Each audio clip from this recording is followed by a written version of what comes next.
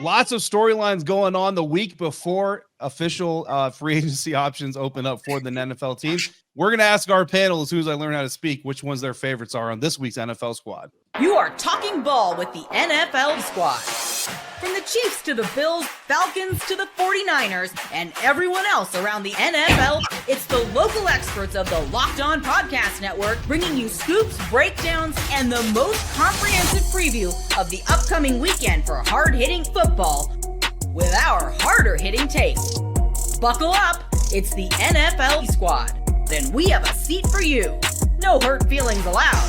Squad up, you're part of the NFL squad.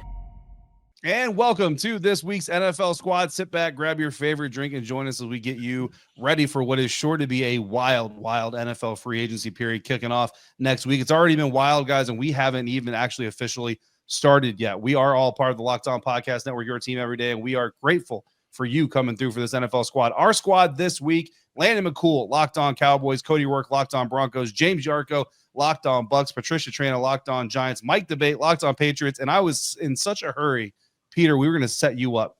Peter Bukowski, Locked On Packers. He had stepped away. Well, you actually could see that he had stepped away in the intro, and I was in such a hurry to get through it because we were going to boo you when you came back that I stepped on my own tongue a little bit there. But you made it back in time. Squad, listen, a lot of great things going on this week, a lot of interesting things going on this week. Players being moved, players being signed, players being extended, records being broken, players being released. I want to go around the circle here. I just want to ask each and every one of you which storyline this week so far, and I mean the week's not even over yet, has been your favorite. Landon, we will kick it over to you with the Locked On Cowboys.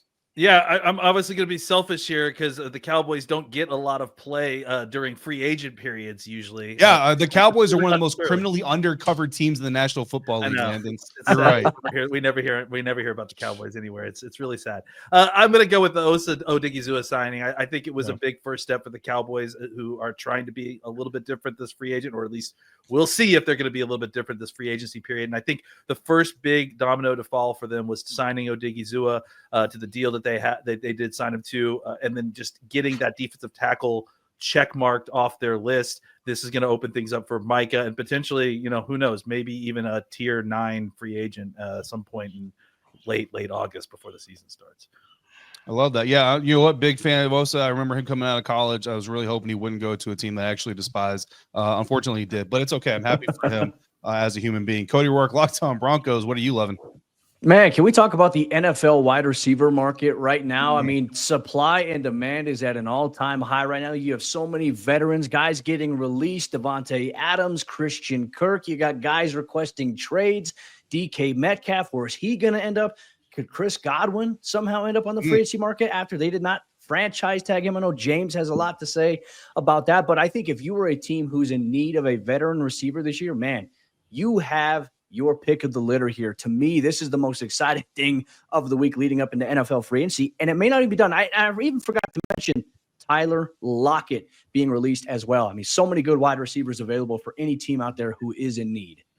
Yeah, look, the NFL doesn't do trade deadlines as well as some other leagues in this world, but they do the offseason better than anybody. And I'll take a full offseason of excitement than I will one single trade deadline. So I'll take all of that smoke. Speaking of future Washington Commanders receiver Chris Godwin, even though I know a lot about him from my years covering him, when he comes to Washington, I will bring James Yarko on Locked On Commanders for his takes. But right now, James, let's get your thoughts on your favorite storylines outside of Chris Godwin just pending finalization of his deal to come to Washington.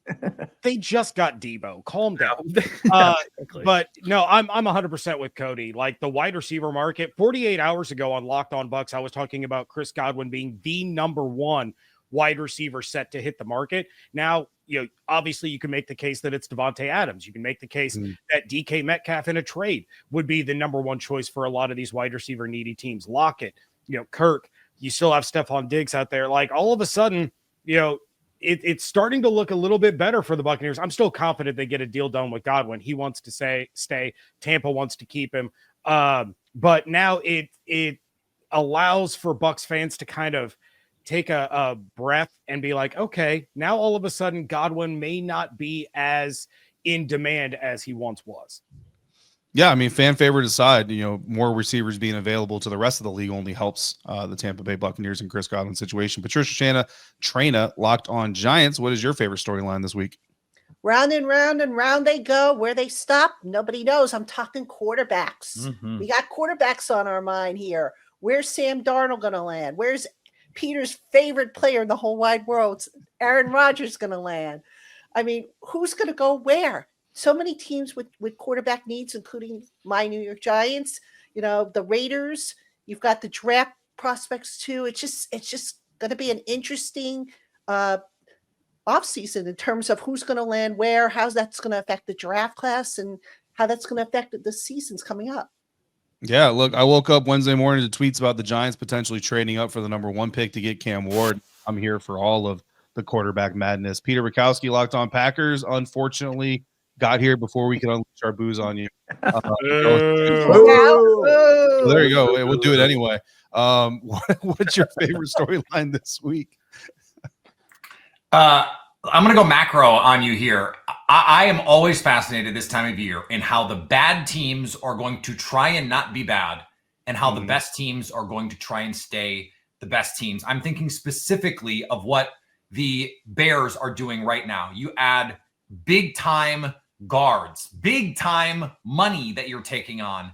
Not crazy draft capital, but those are going to be 2 really expensive guards for the Chicago Bears. And if you're the Chiefs, you're moving on from your most important offensive lineman after a Super Bowl where you just got your ass kicked by the Philadelphia Eagles. What's going on there? Matthew Stafford, why are the Rams, who are a Jalen Carter slip away from potentially being in the NFC Championship game, dicking around with their franchise quarterback? What is happening there? Like, there's so many fascinating storylines. DK Metcalf, like Corbin Smith, our pal from Locked On Seahawks, reported the guys that called on DK Metcalf, the Packers, NFC contender or wannabe contender, the Chiefs, the Bills, like those teams are trying to swing, understanding everyone is chasing the Philadelphia Eagles. And so that to me is a great big story. And I've got, 2 people on either side of me right now. Like, what Giants, are they going to be players for Aaron Rodgers? Are the Patriots going to be the team that swings for the fences on DK Metcalf? Like, those to me, those big ebbs and flows at the top and the bottom of the league are always so fun to me.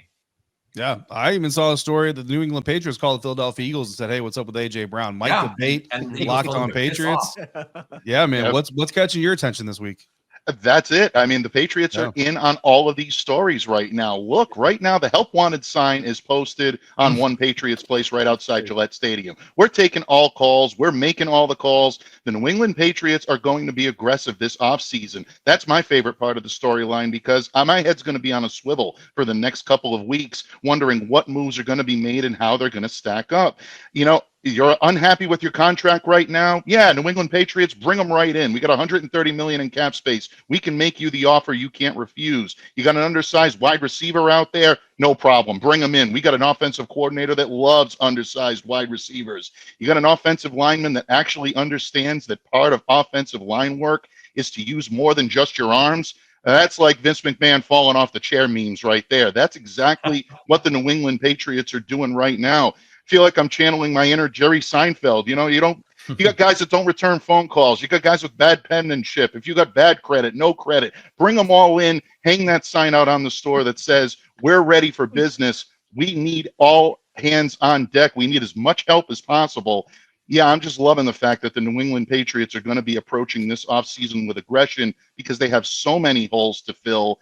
The waiting to do so in the draft is going to be detrimental to this team. You got to backfill a little bit. It may mean overpaying for a good number of veterans to come in and anchor this team for the time being, but going to be exciting times in Foxborough watching this team try to climb back to respectability. David, I'm going to hijack it here for you a little bit, right? You host this show every single week, but we want to hear your input too, buddy. You cover the Commanders. What is your favorite storyline of the week? My favorite storyline, I don't know if it's this week, so I'll kind of cheat a little bit and go back into the combine days. Is the Cleveland Browns digging their heels in on Myles Garrett, because I'm praying that they try to drag this through the end of April and allow the Washington Commanders to trade 2026 draft capital to get the best edge rusher in the National Football League. Outside of that, though, it's the receivers, because I'm just listen. Every time I load Twitter, every time I get a Locked On Bucks insider text from James Jarko, I'm praying there's no Chris Godwin extension news because I just need Chris to make it to Monday, man. Make it to Not Monday. happening. And it is game on. Speaking of game on, the New York Giants are looking to get out of the basement of the NFC East. Their name is going to be around a lot of conversations. Free agents, guys like Aaron Rodgers, but also the NFL draft. So Patricia Train is about to take center stage here on this week's episode of NFL Squad, part of the Locked On Podcast Network, your team every day. Today's episode is brought to you by Chewy. You've probably heard of Chewy. They really do have everything you need to keep your pet happy and healthy. With over 100,000 products from all your favorite brands, Chewy has everything your pet needs, from food and treats to toys, beds, and grooming. And it's not just for dogs and cats. No, it's for birds, fish, reptiles, and small pets too. Chewy also makes it easy to manage your pet's health. We have 2 dogs, 5 cats, 4 birds, 2 outside cats, 3 ducks, and 19 chickens here at the Harrison household. So Chewy deliveries are always a welcome arrival, and it saves us a trip to the store every time we need more of something, anything. Chewy has everything you need to keep your pet healthy and happy. And right now you can save $20 off your first order and get free shipping by going to chewy.com or clicking the link in the description. Save $20 on your first order with free shipping by clicking the link in the description. Minimum purchase required. New customers only. Terms and conditions apply. See site for complete details. Continuing this week's NFL Squad episode here, all part of the Locked On Podcast Network, your team every day. Thanks for coming through for this week's episode. Make sure you're coming through every week because we're doing this all season long. We just touched on some of the main storylines going on this week as we get ready for the NFL free agent frenzy to start next week. But let's dive deeper here into some of these. And we're going to start with Aaron Rodgers. And actually, Patricia, before we get to you, we are going to start with our resident Aaron Rodgers expert, Locked On Packers host, Peter Bukowski. Aaron, Peter, there have been rumors specifically listed here for us: Giants, Raiders, Steelers. Do any of those teams make sense to you, not just from an Aaron Rodgers perspective, but from those franchises where they are today? No. No, they don't. Look, they certainly don't make sense for the New York Giants, like at all. Disagree. Nothing about that makes sense. Because he's going to come in and hijack the season. It's not going to go any better on that side of the MetLife Stadium locker room than it did on the other side. Like, I don't know why on a worse team it would be any different. So that doesn't make any sense.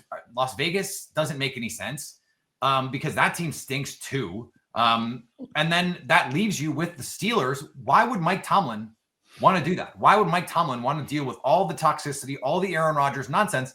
The only caveat there is, are you getting Davante Adams? It sounds like no. Like Davante Adams is kind of over it and doesn't want to play somewhere cold. Probably wants to enjoy himself in California with Matthew Stafford or Justin Herbert. And I can't blame him for that. Come home, Davante. And so like that, at this point, I think we are closer to Aaron Rodgers getting Bill Belichick this offseason than we are to Aaron Rodgers starting quarterback this season. Yeah, I mean, listen, I don't know that I don't know if it matters what team I was covering. I don't know that I would want Aaron Rodgers. And Landon, you kind of said you disagreed there with Peter. What makes you think the Giants are a good fit? Well, let me be clear. I agreed with everything that Peter said, except for the part where he should be with the Giants. I agree that he's going to be toxic for whatever team he goes to. It's going to wreck the situation. And that's why I think he should. The only reason. So that's why you want him. Yes, that's why I want him to be with the Giants. I'm sorry. Oh, Patricia, she's already been through enough with the Giants. Thanks, buddy. All right, well, Patricia, let's flip it over to you then. I mean, talk Giants, talk. You get for the page views, the listens, Patricia. Well, from what I understand, the Giants' interest in Aaron Rodgers is more of a break glass in case of emergency, last resort. I don't think they want him. Just looking into it. Aaron Rodgers, even with the Jets being the Jets, the last, 3-4 years of his career, his numbers have declined. He's had some health issues with durability. Like you mentioned, toxic. The Giants aren't going to put up with that. He's going to, there's reports that wherever he goes, he's going to want to bring Davante Adams. And it's like, are you going to insist on it? I'm sorry. I don't want him with the Giants. I really don't. No disrespect to Aaron Rodgers, but I'd rather they go and turn the franchise over to one of the young rookie quarterbacks who, by the way, I'm not 100% sold on. But if I had my druthers, Aaron Rodgers or one of those rookie quarterbacks, I'd take the rookie quarterbacks in a heartbeat, and I wouldn't think twice about it. Patricia, Yeah. Look, I'll Aaron give all the Rodgers disrespect to or Aaron Gardner Rodgers. Minshew. I'll tell if you had right to now, choose? nobody's bigger than the organization. So if you think you're bigger than the organization, I don't want you in my organization. Plus, Same. the team I cover has Jaden Daniels, so I don't got to worry about Aaron Rodgers coming here. Yeah. Patricia, let's flip over to the NFL draft, though. Rumors now that the Giants are looking to trade up to the number 1 overall pick with the Tennessee Titans. I hear Kayvon Thibodeau, Harold Landry swap might be involved there as well. What are your vibes on the Giants trying to move up to number 1? And is it Cam Ward? Because that's the assumption, and I think it should be. But is it Cam Ward? I know that Cam Ward is ahead of the other quarterbacks, that they really like Cam Ward. As far as trading up, I think those talks are a little premature. And I say that because it's going to depend on who they end up getting as the veteran bridge quarterback. Now, had this been Matthew Stafford they were able to land, I guarantee you all this talk about trading up would have gone away because, Matthew Stafford, they figured they could get a couple years out of 3 years out of whatever.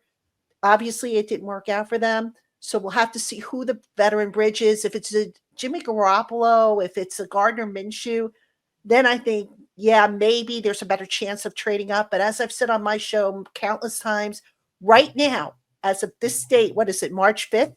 I am not 100% convinced the Giants are going to trade up. To me, it makes more sense for them to trade back, pick up extra draft picks, maybe dip into the second tier of quarterbacks. I know they like Jackson Dart. There's a couple of other guys they like, from what I understand. But look, this is a team that's not one quarterback away. The question is do they want to take a flyer on this year, or is the pressure that is coming from inside the building so much so that Joe Shane, the general manager, Brian Dable, the head coach, who are making the decision on the coaching on the quarterback? Are they going to say, you know what, we got to make a move here? We can't sit and wait, because if we don't make a move, we're going to lose our jobs. This is exactly why, by the way, you cannot have front offices with this level of instability, because Joe Shane and Brian Dable are incentivized to cover their own asses rather than do what is in the best interest long-term of this organization. And you hit it on the head, Patricia, because they are deciding right now, can we convince the Maras that what we should do is draft Cam Ward or whatever it is, when really what the best thing for the team is to move back, accumulate picks, and try and build a real team. The problem is that doesn't help them win now. And if you don't win now, they're gone in I was going to say a year, but it honestly could be sooner than that, because of, in season firings and all those things. Like this is just not a very good football team. They have some talent at some spots, but like this is the inherent disconnect between what a team or an organization that has people at the top trying to save their jobs versus doing the best thing for the organization. And that is the very difficult position that they find themselves in right now. Absolutely. I don't envy it.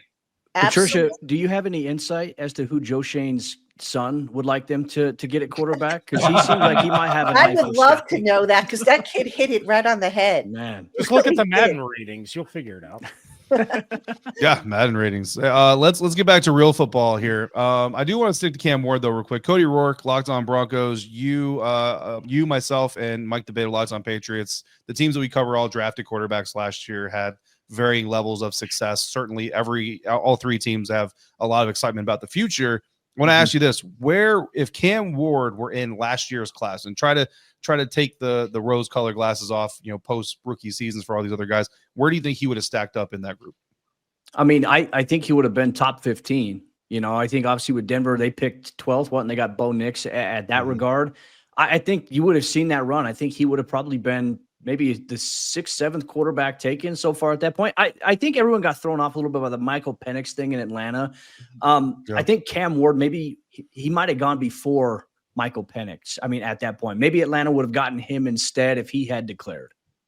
Yeah, that's interesting. So, and that's kind of the situation that all these teams are in, right? Like you want to take a quarterback, but if you just look to last year's class alone, like he's not a top quarterback then, he's not a top 3 quarterback then, right? Maybe that's kind of the point I was getting at. Maybe a top 5 guy. Do you spend capital to move up to get a quarterback that relative to his class is the top guy? but in a vacuum, maybe isn't necessarily up there. James Yarko, Locked On Bucks. I'm going to let you set up the next question. So I want you to look at your fellow squad mates here, the six of us. Of the six of us, which team should be most interested in pursuing a trade for DK Metcalf? Ooh, I'm going to go Broncos. I think the matchup with Bo Nix and then DK Metcalf giving him like a major alpha wide receiver is super intriguing. And having DK in that Sean Payton offense, I think would be an absolute blast. I know Peter's upset with me already because he wants DK to go to Green Bay. My stepson is upset with me. He wants DK to go to Green Bay. But I just love the idea of the fit of Metcalf and Bo Nix kind of, taking the Broncos up another notch compared to what they did last year. All right, so we're going to kick off the next segment of this NFL Squad episode asking Cody Rourke, what does DK Metcalf mean for the Denver Broncos if that is where he ends up? That's coming up next on this week's NFL Squad episode, part of the Locked On Podcast Network, your team every day.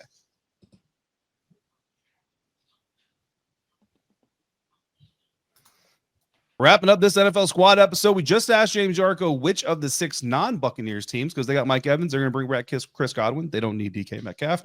Which of us needs them the most? He says Locked On Broncos host Cody Rourke could use some DK Metcalf. Cody, what does DK Metcalf mean for the Broncos if that's what happens?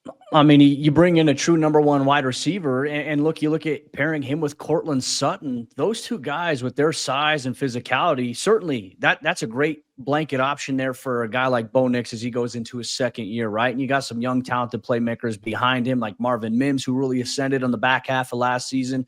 Troy Franklin's a guy who they have very big plans for, and Devon Vele as well, who had some impact minutes there.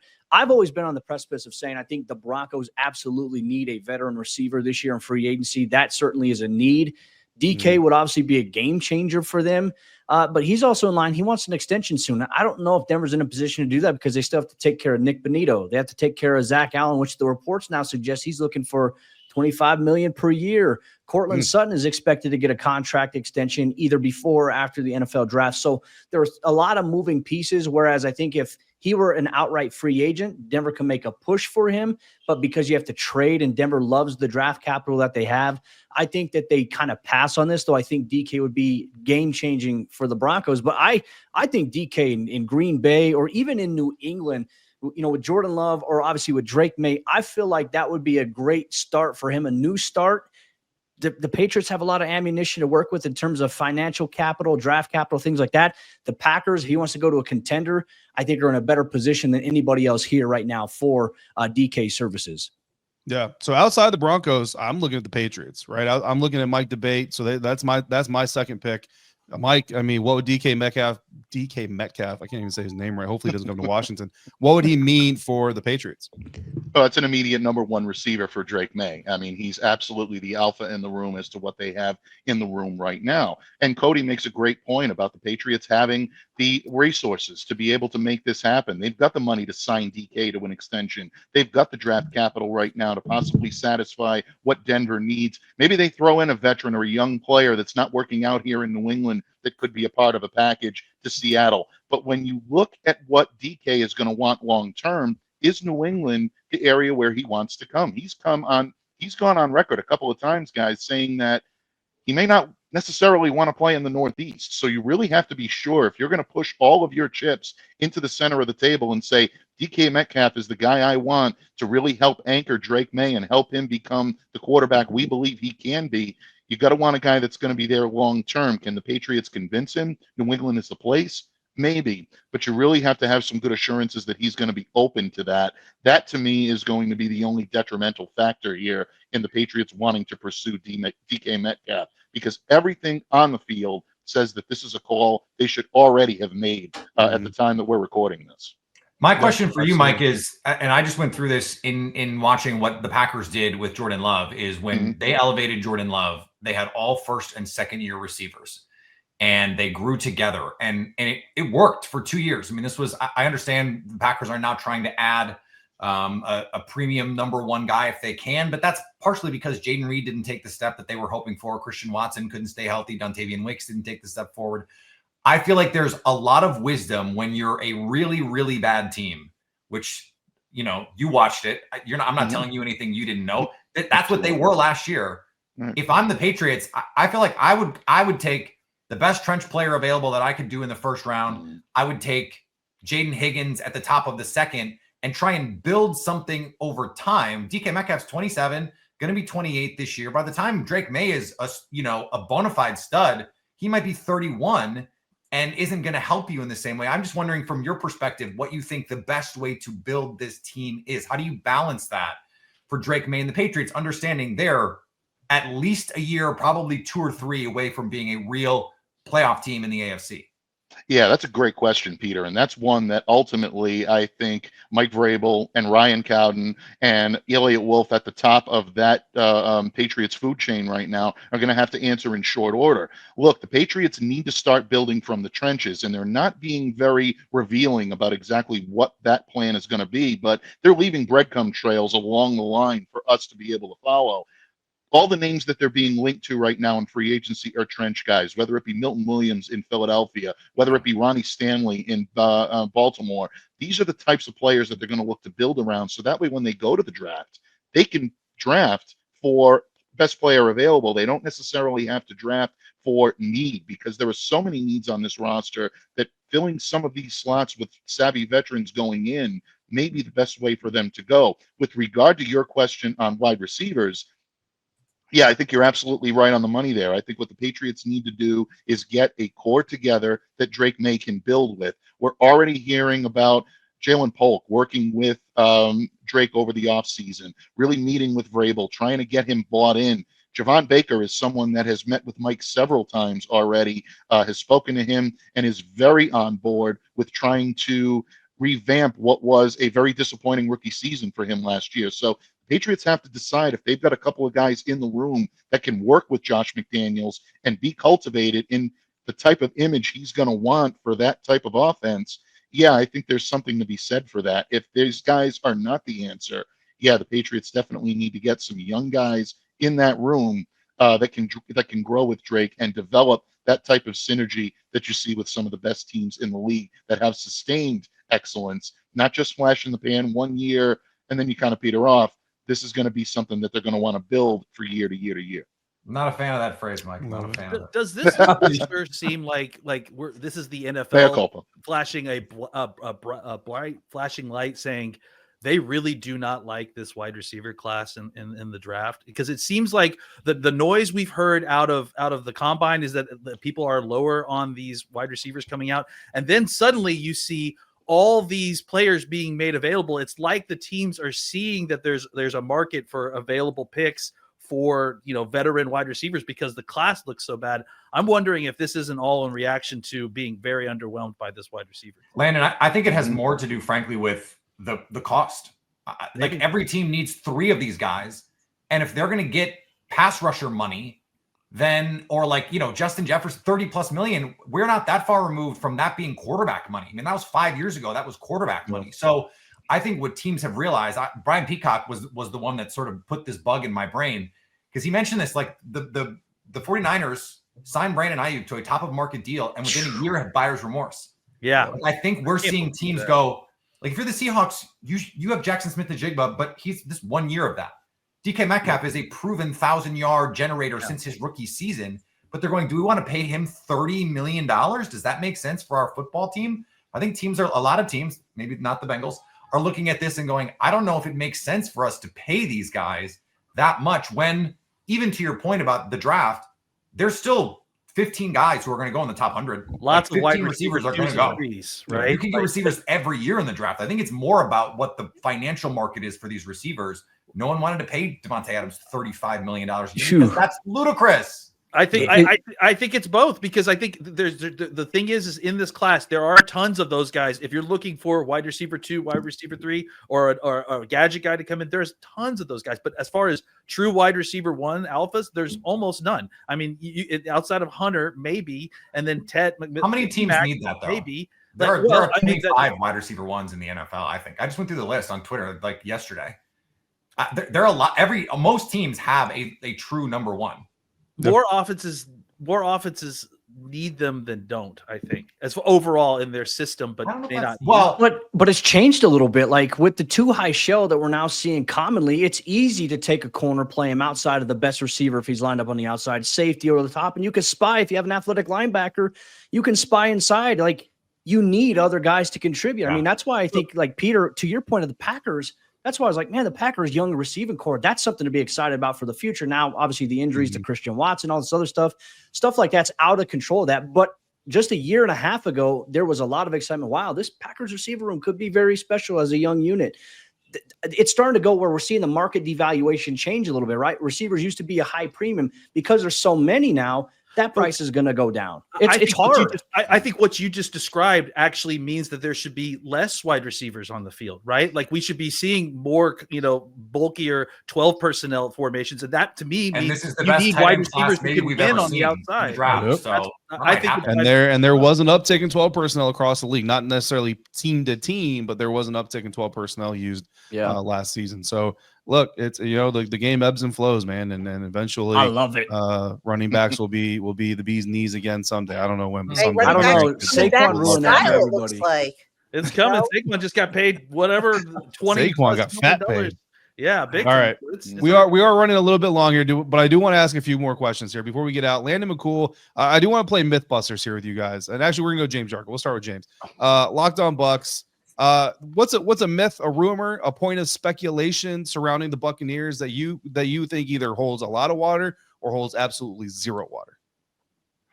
I think it's the interest in Khalil Mack. The Bucks are desperate for an edge rusher, and while Mack is older, he had 17 sacks in 23, only 6 in 24, but he still had one of his most productive seasons. I think that's the guy. If Jason Light and Todd Bowles feel that they are on the cusp of truly contending, that's the guy you go bring in, because then he can bring along Yaya Diaby. He can bring along Chris Braswell and whoever they draft at edge rusher. I think the interest that's being reported in Mac by the Buccaneers is very, very legitimate. Landon McCool, Locked On Cowboys. Same question to you.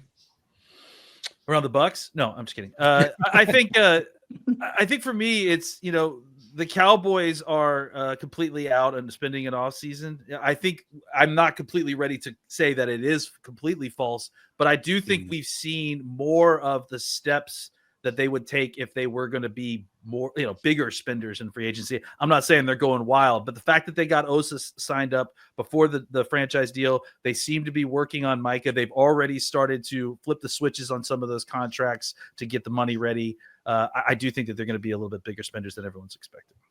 And then Patricia Trana, Locked On Giants. I don't want to play Mythbusters with you. I'm play true or false. Joe Shane and Brian Dable are going to spend the Giants' first round pick in 2026. That wasn't where I was going to go. For what I was actually going to go outside the box here, but are they going to spend the first round pick you want to know in 2026? Yeah. Are they going to be here to spend the first round pick in 2026 for the Giants? I don't know. I mean, if I had a crystal ball, I think they would like That's to. why it's a bold prediction, Patricia. I'm going to say it depends. Ask me in a couple of weeks and I'll be able to answer that. But seriously, now it's a magic 8 ball. Ask again later. I wanted to get to my point. My point about for Mythbusters, Giants are going to go offensive line in free agency. Yeah, I bet you didn't see that coming, right? Last year the Giants went the veteran route in free agency. They made it work until the injuries started hitting.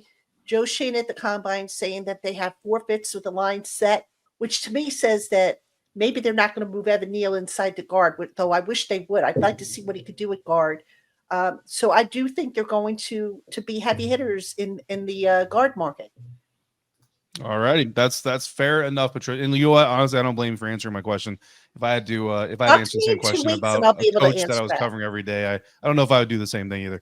But that's going to wrap up this week's NFL Squad. It was a lot of fun, a lot of great things talked about. Joe Marino of Locked On Bills, unfortunately, did not come through to join us this week, but perhaps he will be here next week. Hopefully, all of you will get a special announcement too for the NFL Squad. We've got a special announcement next week that I have no clue what it is, but all of us. Or you want to do that now? Yeah, I was going to say, obviously the NFL Squad, next Wednesday for free agency, we're going to be live from 6 Eastern time to 8 Eastern time. We're going to be here reacting to some of the bigger signings around the NFL free agency cycle, and maybe we'll pop on, Joe Marino from Locked On Bills. Even though, hey, look, no Joe, there's still a show, Bills Mafia. Got to get used to it. Contrary to popular belief, and comment on the Locked On Bills channel every time the NFL Squad episode drops. Thank you to all of Bills Mafia who stayed and watched the show, because it does help Bill. It helps Joe anyway. We will be here each week, and each of us will be here on our respective channels, bringing you all the latest on your favorite NFL team. So make sure you're followed, make sure you're subscribed, make sure you have all the notifications on so you don't miss a single moment of all the coverage, all part of the Locked On Podcast Network, your team every day.